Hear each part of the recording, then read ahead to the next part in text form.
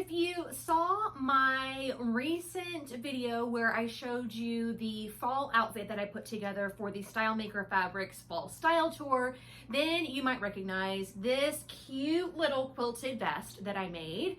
Super, super simple to put together, except for one little detail, and that is the mitered corners of the bias tape. So this pattern has bias tape around the pockets and around the entire center front, all around your neckline and all around the bottom hem.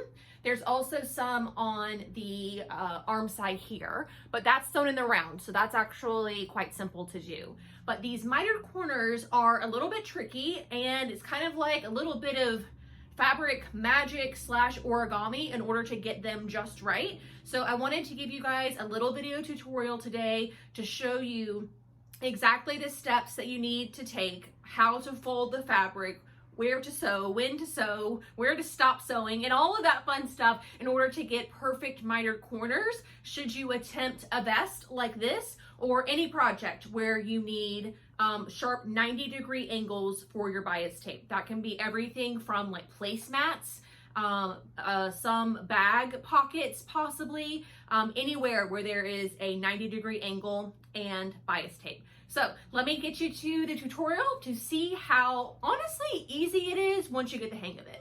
You will have your pocket, you will have a right angle, and you want to get the bias tape to go along the edges like so. And then you want it to turn this corner down here and somehow magically end up coming around this other side, right? And we can see we get all of this bulk here. So essentially what we're doing is from the inside out, eliminating all of this bulk to get a nice little mitered edge. But this is how it's done. So you're gonna take your double fold bias tape, whatever width it is, it doesn't matter. And you are gonna place it along your seam. And you are going to start sewing it somewhere halfway between. I don't ever like to start the bias tape at a corner anyways, but you really don't want to do that for the mitered bias tape. So start it somewhere in the middle of your seam, and you are going to stitch at your seam line all the way down, stopping 3/8 of an inch from the end. So, and then slow down. You can even get a ruler out and measure 3/8 of an inch just to make sure that you are stopping exactly where you're supposed to. It's really, really important to stop at that 3/8 of an inch line, because that is what is going to make the most beautiful turned corner. Okay, so let me go sew that and I will show you what it looks like. Okay, so as you can see here, I have sewn to that 3/8 of an inch mark. Now this is where the magic happens. And again, you can be very, very precise about this and get your clear ruler out. Find the 45-degree line like so, which is right here.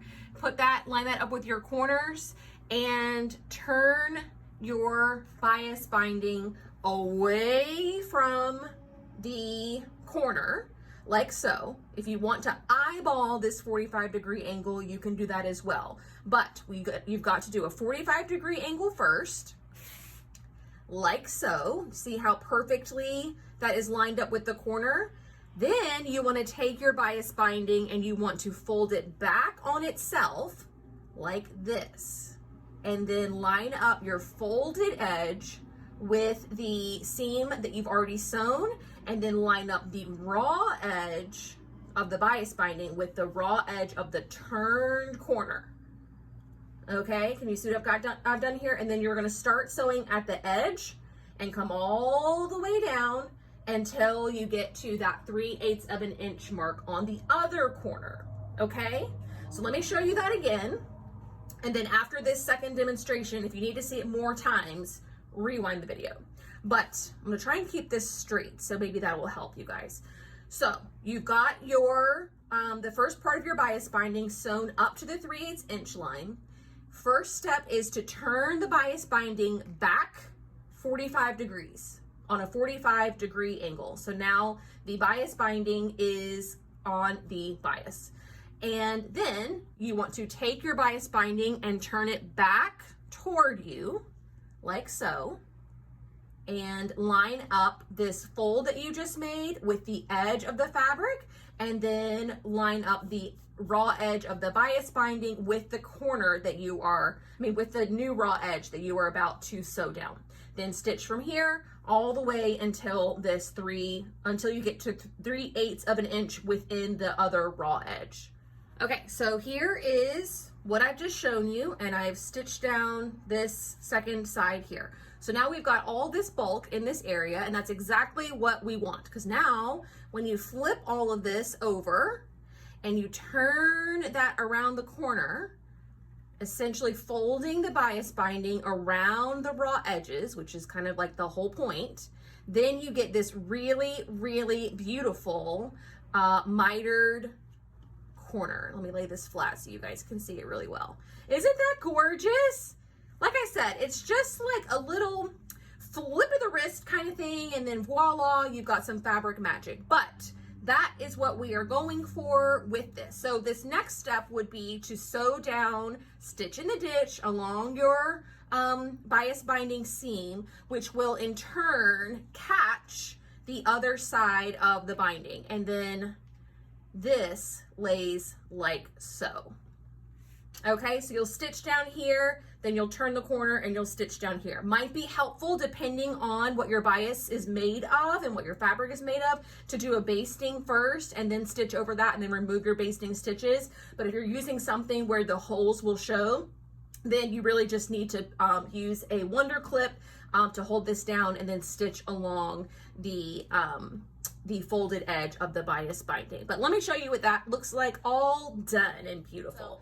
Super easy, super fun, just a little bit of origami or whatever you want to call it in order to get the bulk of the bias binding to be all tucked inside. But grab some scraps, cut out a little square, practice this on some of that purchased bias tape. It's actually really a lot easier to use this because all of the folds are already in there for you, and it's one less thing for you to have to worry about. But give it a practice and see if you like it. I did want to say though that for whatever reason, if you do not like this method and you do not want to do a mitered edge, fear not. That doesn't mean that you shouldn't make the vest or the pocket or whatever it is. All you have to do is take your corner that normally you would be doing the bias binding around and magically turn it into a rounded corner. So you can take any rounded tool. That was a really bad example, but you guys know what I mean. You take any rounded tool, and now all of a sudden when you go to put on your bias binding, you're going around a corner instead of around a 90-degree angle. And it's still a little bit finicky, but it's obviously a lot easier to do. So if you are doing a hem or a collar, obviously it wouldn't be this severe. You'd have something that looked a little bit more like this, right? Find some circular item in your sewing room for a little pretty template so that it is, you know, perfectly a circle. Or perfectly rounded, but round out your corners and then you can still use the bias binding and you don't have to worry about doing the 90-degree angle. But I will always encourage you guys to try something new first before you decide that you don't like it. Try it a couple times, see what you think. If you still hate it, that's fine. That's totally acceptable. There's plenty of things that I totally hate in sewing that I just do not do at all costs. And if you don't like it, then just round out your corners and you can still make all the same projects. They'll just have rounded corners instead of 90-degree ones. So a pattern like this is obviously going to give you a ton of practice, and the more you do it, just like with a lot of things with sewing, the more you do it, the easier it gets. And before long, you will really get the hang of it, and it'll all sort of start to make sense in your mind, and you'll be knocking out mitered corners in no time. But that's going to do it for me today. Thank you all so much for watching, and I will see you very soon. Bye!